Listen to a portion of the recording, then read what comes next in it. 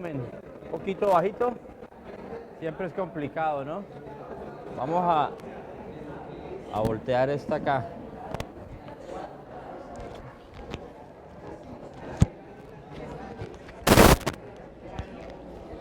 No. Bueno, mis apreciados hermanos, ¿cómo estuvo su semana? Antes que todo, ver cómo estuvieron, cómo entrar en confraternidad. ¿Mucho calor? Ha hecho bastante calor, ¿verdad? Mire que normalmente cuando hace mucho calor a mí se me empiezan a resecar los labios por la deshidratación. No sé si les pasó, entonces ya se da uno cuenta que definitivamente está haciendo bastante calor. Y los que han vivido en Bucaramanga, pues pienso que es de las temperaturas más altas, ¿no? Acá antes era como fresquito, ¿no? Era 24, 26, ahorita está en 28. Uy, yo no sé, pero ¿cómo eran los que viven en Barranca? Bueno, ¿cómo nos fue esta semana con la lección? ¿Alguien se aprendió el versículo de memoria? Versículo de memoria, versículo de memoria. Yo tampoco esta semana me lo pude aprender. Vamos a leerlo. Vamos a Daniel. Creo que está en Daniel 2. Daniel 2, 21. Él muda los tiempos y las edades. Quita reyes y pone reyes. Da la sabiduría y la ¿qué? A los sabios y la ciencia a los entendidos. Realmente la lección de esta semana viene siendo una... Gracias. Viene siendo, si alguien va a participar, utiliza el micrófono. ¿Listo? Que usted es el encargado, hermano Domingo, de pasarlo. Esta semana es como una ampliación de lo que pasa con Nabucodonosor. Porque seguimos viendo el mismo rol de lo que pasa en Daniel. ¿Quién es el que guía la vida de los seres humanos? ¿Quién es el que guía la vida del mundo? ¿Quién es el que quita y pone a Trump, pone aquí a, ¿cómo es que llama el presidente de acá? A Duque, a Maduro, a la gente. ¿Quién es el que pone los reyes o los presidentes? Sí, sí, nosotros votamos, sí, claro, sí, nosotros votamos, pero al fin de cuentas todo tiene un camino guiado ¿por quién? Guiado por Dios. Y entonces a veces nosotros entre nosotros, no, es que tiene que votar por, peleamos acá y peleamos y al final de cuentas, si gana el uno o gana el otro, nosotros, los cristianos, los hijos de Dios, debemos entender que eso es para un propósito. Normalmente, mire, en nuestras vidas pasan problemas, dificultades, tenemos problemas con la salud, problemas con el trabajo, problemas con la universidad, con los compañeros, con los hijos. Ella dice, usted dice que con los hijos, ella dice que con los padres. Los hay problemas de toda índole y cada uno tiene su problema. Y de pronto para mí, para alguna persona, digamos, el tema del trabajo no es problema, ¿cierto? Pero de pronto sí lo es la salud. Pero cada uno tiene su lucha. Y anoche estábamos estudiando en el grupo pequeño la historia de Josué. Y el Señor le dice, esfuérzate y sé valiente, levántate y pasa el Jordán. Levántate y pasa el Jordán, es decir, le da una acción, le dice, vaya allá. Mire, nosotros en nuestra vida pasamos por muchas cosas, pero lo primero que debemos entender es que lo que me está pasando muchas veces en mi vida es producto de mis decisiones. Ayer hablaba con un amigo que tiene problemas con su esposa y yo le dije, Pingo, lo primero es que entienda que uno está donde uno ha decidido estar, es decir, uno no recoge lo que no ha sembrado, es decir, si usted le está pasando esto y esto y esto, póngase a analizar, usted está aquí, ¿por qué? ¿Qué decisión tomó? ¿Qué cosa hizo? Es decir, no podemos quejarnos delante de Dios cuando lo hemos puesto a un lado de nuestras vidas y viene, entonces, ay no, es que yo tengo una enfermedad y cuando vamos a ver, no, esa enfermedad fue producto porque usted trabajaba 18 horas o porque usted tenía malas prácticas alimenticias, es decir, en la vida recogemos lo que hemos sembrado, pero aún así el Señor es misericordioso y siempre está dispuesto a darnos la mano, a sacarnos del pozo cenagoso, del lodo de la desesperación, del valle de la sombra de la muerte. Él es misericordioso, pero simplemente nos pide que nos aferremos de su mano. Entonces, la lección nos ha hecho entender varias cosas, que Dios guía el mundo, pero más que el mundo, porque es que el mundo está afuera, guía mi ¿qué? Guía mi vida. Pero cuando yo me empecino en hacer mi voluntad, ¿qué pasa cuando usted decide hacer su voluntad y usted sabe que va en contra de la voluntad de Dios, Domingo? ¿No se hace nada? No se hace nada, mire. Dios ha prometido darnos bendiciones. Y darnos bendiciones hasta que ¿qué? Hasta que sobreabunden. Y yo digo, si yo miro el grueso de la iglesia, ¿esas bendiciones están sobreabundando o no están sobreabundando? Yo no conozco la vida de ninguno, pero de pronto, pues, si uno la compara al nivel de uno y dice, no, pues si están igual que yo, pues creo que es que... Pero resulta que también entendí que la bendición de Dios es condicional. Hay muchas promesas. Deuteronomio 28, tarea de lectura. Las bendiciones de Dios para el que, dice el título, para los que son obedientes. ¿Y obedientes a qué? A la ley. Deuteronomio, la ley.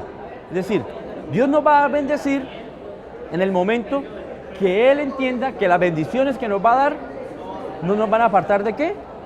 Del camino celestial. Así de sencillo.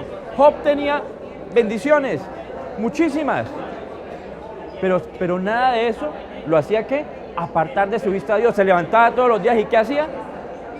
Sacrificios, oración, no solo por él, sino por sus ¿qué?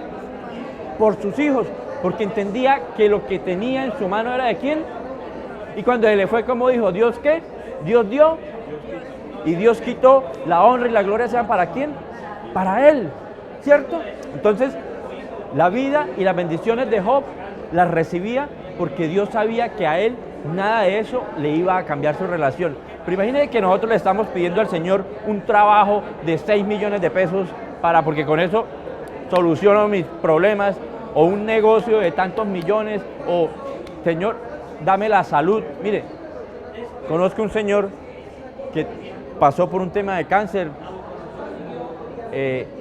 y empezó a venir a la iglesia, porque su esposa siempre ha sido de la iglesia. Y venía, usted lo veía acá sentado, y ¿qué hubo, vecino? ¿Qué más? ¡Qué alegría verlo! El Señor le quitó la enfermedad. ¿Y saben qué pasó? No volvió. No volvió. Ahora, eso no indica que él haya... Bueno, pues obviamente, o sea, uno dice, ¿por qué cuando estamos mal, fregados, llevados, con dolor, con problemas, con desesperación, acudimos a Dios? Pero ¿por qué cuando estamos bien no hacemos como el leproso que se devolvió a agradecer? Y entonces ahí es donde Dios dice, te puse a prueba, te di bendiciones, te di la salud, te di el trabajo, y te me estás perdiendo. Y lo que yo quiero para ti es la vida eterna. Eso es lo primero. Mientras no tengas vida eterna, lo que yo te puedo dar en este mundo es que es simplemente algo que no sirve. Y así pasó en la lección. Resulta que vamos a ver la historia. ¿Cómo se llamaba el rey? Belsasar. Y resulta que Belsasar era ¿qué de Nabucodonosor? Era nieto de Nabucodonosor. Venía siendo casi como un bisnieto. Su padre se llamaba Nabonido. Y resulta que Belsasar, ¿ustedes creen que Belsasar había estado presente cuando Nabucodonosor se enloqueció? ¿Había estado presente en la vida de Nabucodonosor cuando Nabucodonosor tuvo sus 7 años de locura?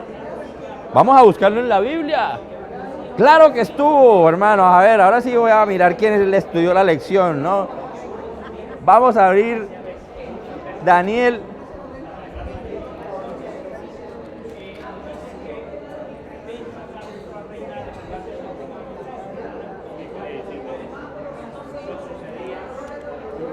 Daniel 5, perdón, Daniel 5, sí.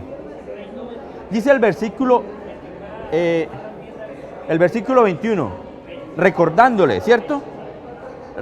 A partir del versículo 18. El Altísimo Dios, oh Rey, dio a Nabucodonosor, tu padre, el reino y la grandeza, la gloria y la majestad. Y por la grandeza que le dio, todos los pueblos, naciones, lenguas temblaban y temían delante de él. A quien quería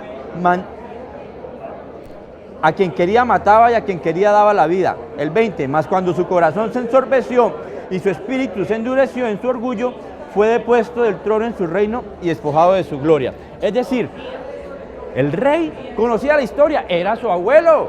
Yo conozco las historias de mi abuelo. Sabemos lo que pasó, lo que era su vida. Era su abuelo. Y normalmente, en esa época, las instrucciones a los hijos, a los príncipes, eran precisamente históricas. Es decir, de dónde viene el reino, quiénes han sido los reyes, cómo se construyó el imperio, de dónde viene nuestra grandeza. Y obviamente Nabucodonosor hacía parte de la grandeza de Babilonia. Fue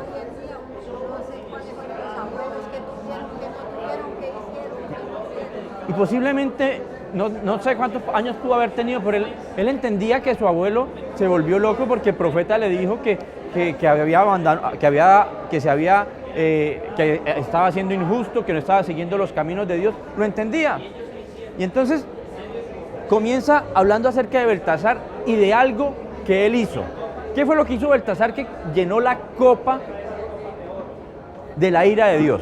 A ver. ¿Quién? Que se llenó, que era orgulloso, que tenía soberbia, y fuera de eso, idólatra. Orgullo, soberbia, idólatra. Vienen ahí, claro. Hizo una fiesta.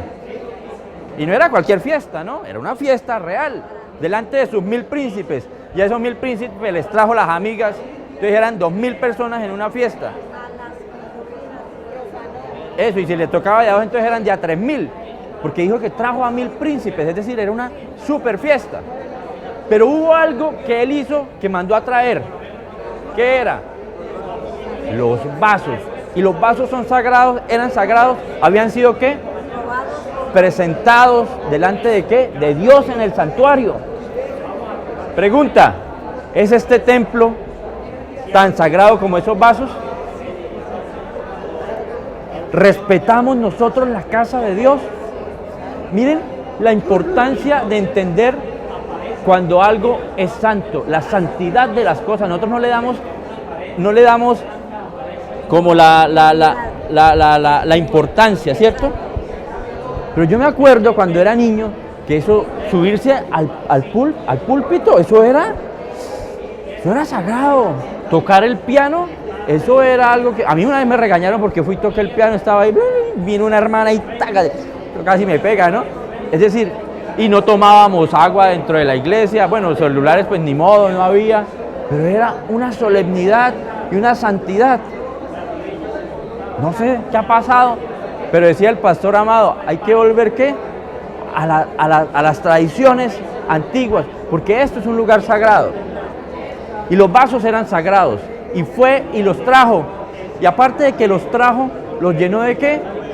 De vino. O sea, no los trajo solo para que los miraran y los contemplaran, no. Es decir, puso a Dios a su nivel, o él quiso elevarse al nivel de ¿qué? De Dios. ¿Y acaso no fue por eso que sacaron a Lucifer del cielo? ¿Por querer qué? Igualarse a Dios. Entonces yo me pongo a pensar, ustedes lo decían, soberbia. Mire,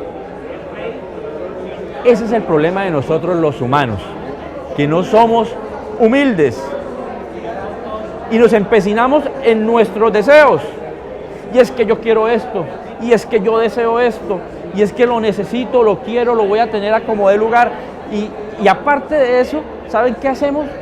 Nos justificamos delante de Dios. Es decir,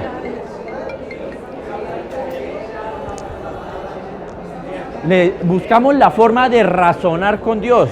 No, pero es que mire, David hizo esto y usted lo perdonó, Señor, y lo bendijo. Es decir, somos cristianos, venimos a la iglesia, sabemos que estamos obrando mal, sabemos que no estamos recibiendo la bendición de Dios, pero aún así nos hacemos caraduras delante de Dios y nos justificamos. Ese es el problema que nos ha traído la razón, y eso lo aprendí hace como 15 años. nosotros siempre queremos razonar con Dios. Y pasa con los hijos, ay, pero papá, pero ¿por qué esto? ¿Pero por qué lo otro? Ay, pero es que mire que fulano, lo tenemos desde niños, yo lo he hecho, todos los muchachos lo hacen, buscan razonar con la autoridad. Y nosotros como cristianos buscamos, ¿por qué? Porque nosotros vivimos en concupiscencias y es lo que muchas veces guía nuestras vidas, en pecado. Y puede ser que eso nos llame mucho la atención. Pero como pertenecemos a una iglesia y creemos en Dios, entonces buscamos el acomodo, ¿cierto? ¿Quedar bien con quién? Con Dios y con el diablo, ¿cierto? Y miren, apreciados hermanos, hay gente que trata de acomodarse, pero hay otra que se endurece, dura de corazón, y va a ser como yo diga, no como Dios dice, va a ser como yo quiero. Y más cuando se tiene poder, más cuando se tiene dinero, ¿cierto? Más cuando se tiene dominio sobre ciertas personas. Eso nos empodera como seres humanos y creemos que no necesitamos ¿de quién? De Dios. Le pasó a Nabucodonosor y ahora viene y le pasa a Belsasar. Vamos a seguir leyendo en Daniel. Se me perdió otra vez. A ver, Daniel 5. Ay. Daniel 5:10. Sí. La reina, por las palabras del rey y de sus príncipes, entró a la casa del banquete y dijo: Rey, vive para siempre. No te turben tus pensamientos ni palidezca su rostro. Listo. Está ahí. Entonces resulta, ¿qué pasó? Sigamos con la historia. Belsasar fue, trajo, cometió pecado, nació delante del Señor, llenó las copas de vino. Nosotros, los que estudiamos la lección, lo hemos comparado con Apocalipsis, con lo que va a pasar al final. Es esta historia vívida y retratada. Es lo mismo que pasa en Apocalipsis 16, 17 y 18. Y resulta que Dios en ese momento ejerce un juicio. ¿Y qué escribe el Señor en la ventana, en la pared? 4 palabras: Mene, Mene, Tekel, Uparsin. Imagínense ustedes, claro que hay gente, yo creo que en esa borrachera no sabían si es que eso era parte del show, pero aún así se les aparece una mano. O sea, imagínense aquí que ya una mano, bueno, o sea, más de uno sale espantado, pero ellos en medio de sus cosas ven una mano que empieza a escribir en unas letras, en una forma de fuego, de oro, y queda allí sobre la pared. Y pues el rey en medio de sus cosas, dicen que mandó a llamar a sus sabios. ¿Y por qué Daniel no estaba ahí? A ver, alguien que me ayude. ¿Por qué Daniel no estaba? Si era el que había ayudado tanto a Nabucodonosor, ¿por qué Daniel no estaba esa noche? No en la fiesta, sino cuando ya llegaron los sabios. ¿Por qué Daniel no estaba dentro de los sabios? Porque dice que de pronto por la edad, que tenía 82 años. Ay, usted está en contra de los viejitos, vea. No, pero ahí dice, no. Ahí dice que él estaba apartado. Sí, claro. Claro, sí, era una fiesta, pero mandan a llamar a los sabios y Daniel no viene. Es decir, en ese momento a Daniel ya lo habían como que lo habían desponchado, lo habían echado a un lado por viejo, por cansón, porque de pronto era la voz de la conciencia. ¿No les pasa que cuando alguien es la voz de la conciencia, pues este man es que es cansón, y siempre con la mala vibra, con la mala energía, diciendo, sí, hay gente que es mala vibra, pero hay gente que le está a uno diciendo la verdad, pero como uno anda en sus cosas, ¿eso qué? Fastidia, eso da. Entonces posiblemente una de las razones era esa. Ya Daniel, y mire, yo lo comparaba a veces con el servicio de la iglesia, ¿cierto? Tenemos aquí nuestra hermana Berta, que era mi maestra de clase, ¿cierto? De niños. Y resulta que a veces en la iglesia pasa así.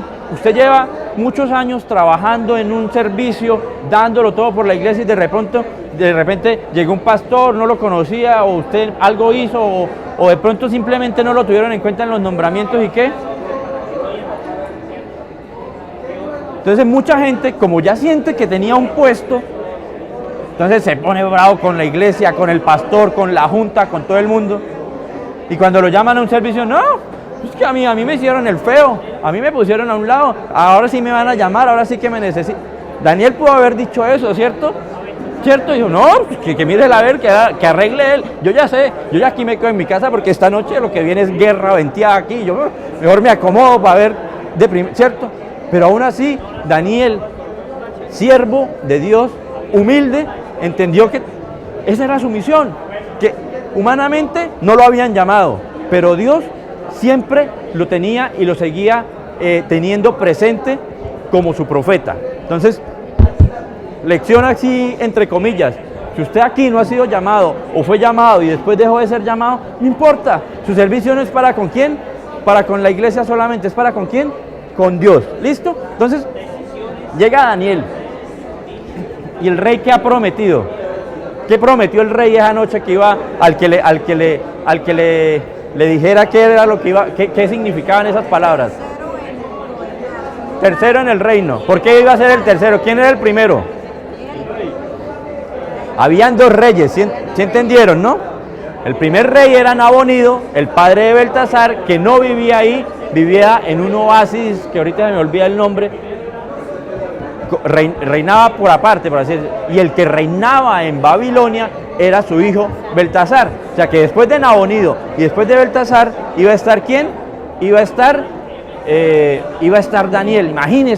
Imagínese mejor dicho, de estar allá en su casa pensionado, de estar usted pensionada, la van a llamar para que sea la ministra de Educación. Uy, no, súper chévere, pero Daniel lo movía a eso.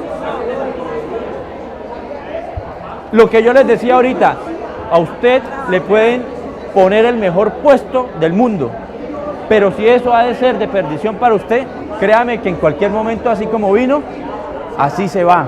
Porque nosotros las bendiciones de Dios son como el agua, y nosotros somos vasijas receptoras. Pero si yo soy una vasija de 1 litrico, ¿cuánto me va a caber de bendición?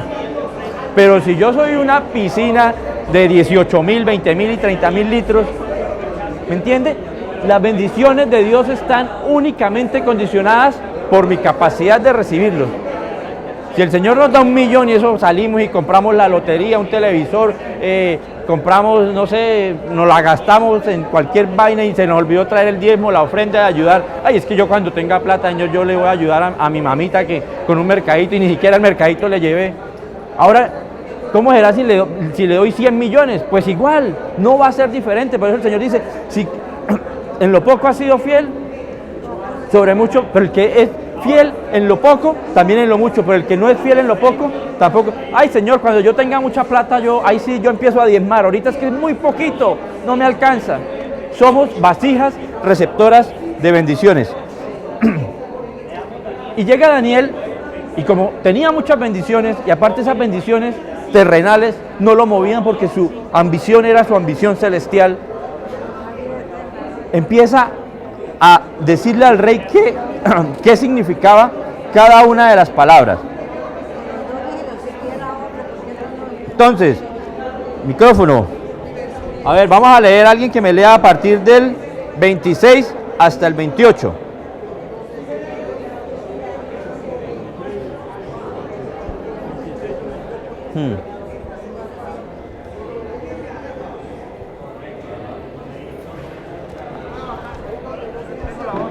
No, es que es para la transmisión de internet. Daniel 5:26.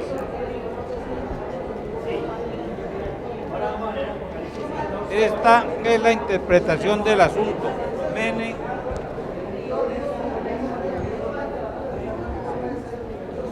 contó Dios tu reino y le ha puesto fin. Tekel, pesado ha sido en balanza y hallado falto. Pérez, tu reino ha sido roto y dado a los medos y a los persas. Entonces Belsasar mandó vestir a Daniel de púrpura, poner en su cuello un collar de oro y proclamar que Él era el tercer Señor del reino. Hasta ahí, hermano. Gracias.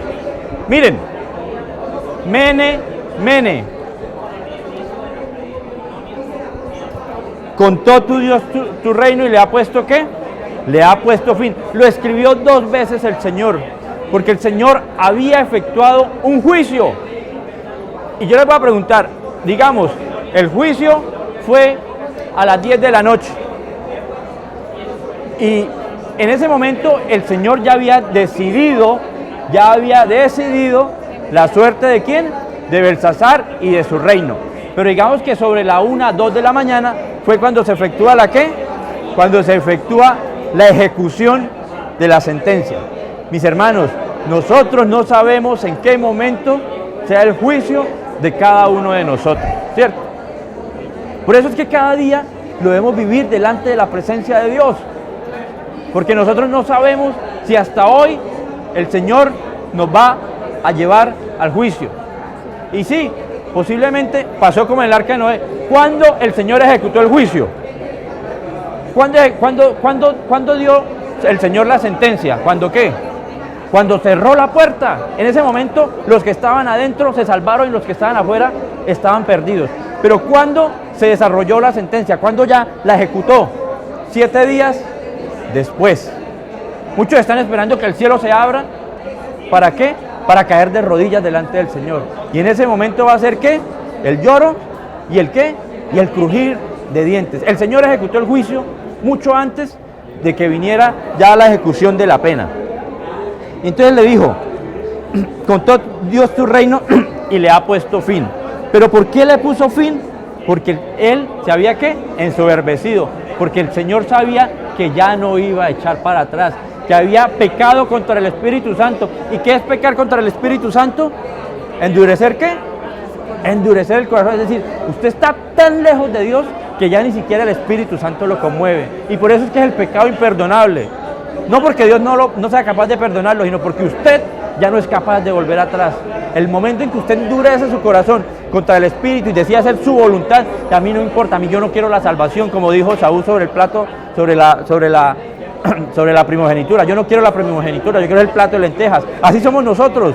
Yo no quiero la salvación, Señor, yo quiero tener billete en este mundo. Y me importa si tengo que pasar por encima de quien tenga, si tengo que dejar a mi papá, si tengo que dejar a mi mamá, pero voy a hacer el billete y me voy. Listo, endurecí mi corazón, me fui muy lejos y ya ni siquiera el Espíritu Santo puede traerme. Así le había pasado a Belsasar y por eso el Señor ya lo había sentenciado. Tekel, pesado has sido en balanza y fuiste hallado falto. Este es el que más me gusta. Yo trabajo con productos alimenticios y posiblemente estoy relacionado con las básculas. Y normalmente, ¿qué pasa cuando a uno digamos, no, pero eso no está pesando lo que dice? Entonces uno lo lleva a la báscula. Ah, no, mire, me lo vendieron de 50 kilos y esto trae 47 kilos. Eso es, o sea, el producto que yo estaba esperando que no es.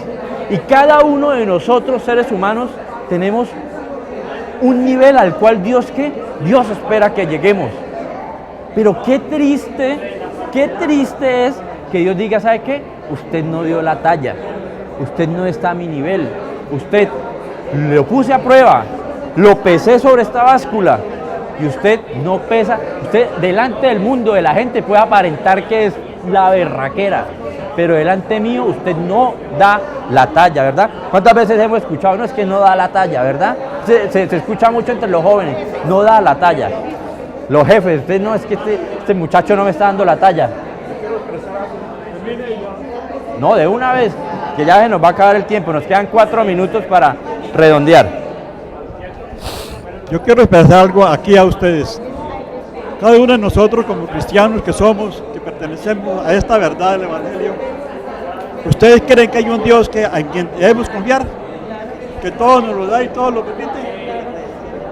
Pues yo le expreso esto y para mí, que está plenamente Dios en todo, como fue Daniel, obediente fiel a él, como fue Daniel que dio su vida para servirle al Dios. Caso mío, hace un mes una hija le ofrecieron un negocio Ella lo aceptó, porque el que lo tenía no podían seguir trabajando con el negocio. Ella lo aceptó sin un peso. Ella no tiene dinero. Lo aceptó y se lo dejaron. Ese momento, hace un mes, ella no ha podido solucionar nada. Se cumplió en un préstamo posiblemente que saliera junto conmigo y hasta el momento no ha habido nada.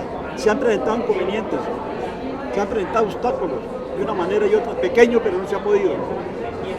La persona que dio el negocio está un poquito disgustado porque no ha podido mi hija cumplirle.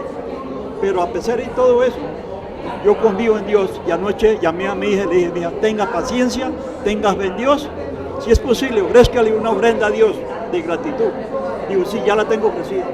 Digo, con fe salimos adelante, con esperanza salimos adelante.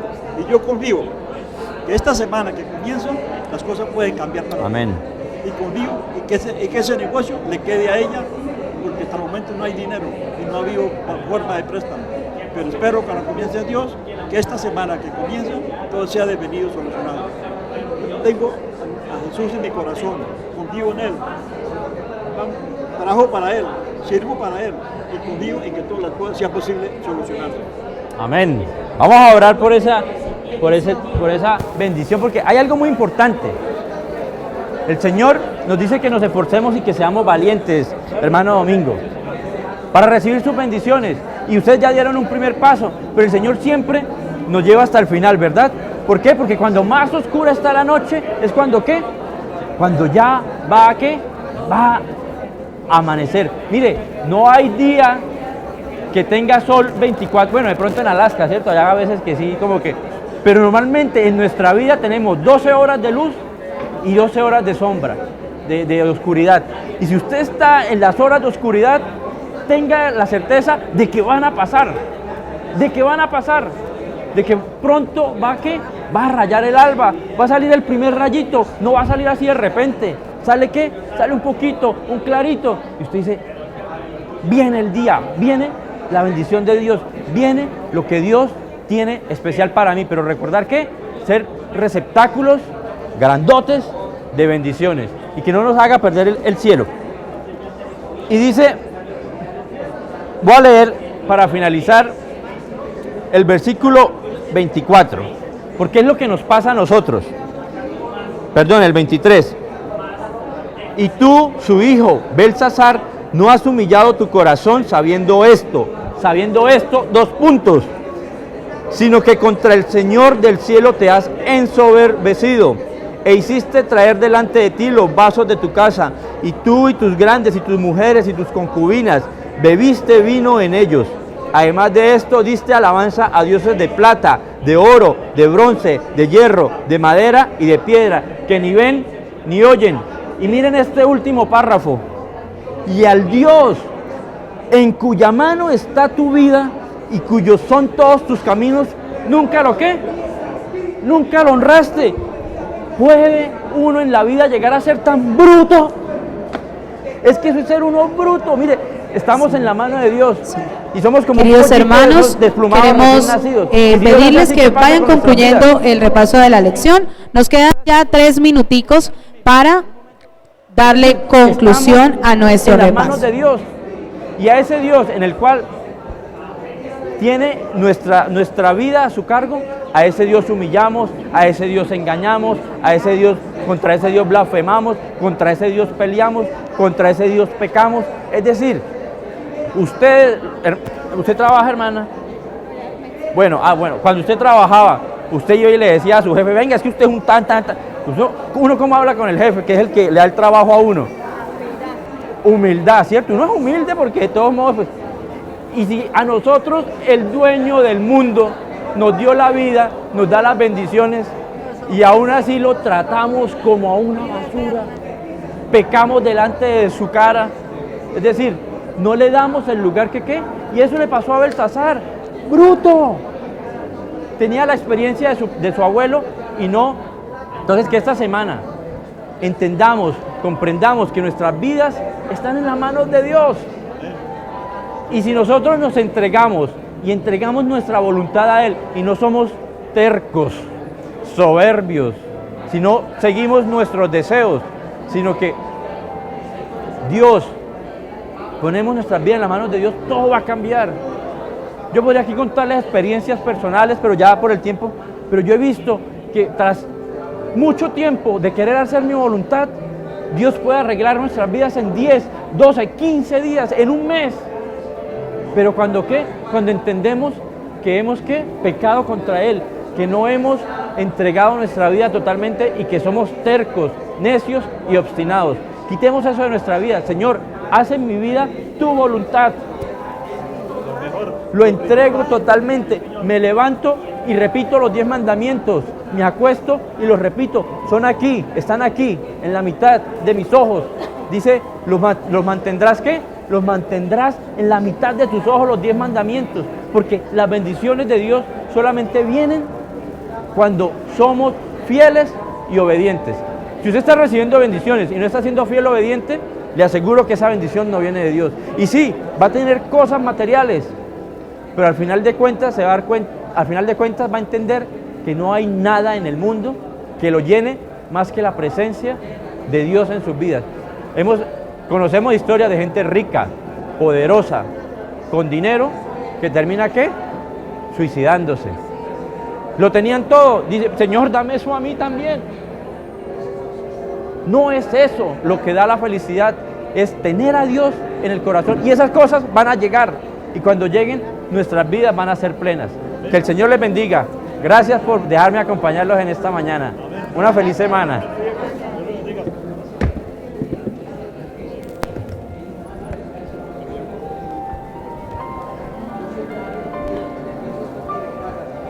Hermanos diáconos, se les informa que hay reunión en el tercer piso. Para los hermanos diáconos, reunión en el tercer piso.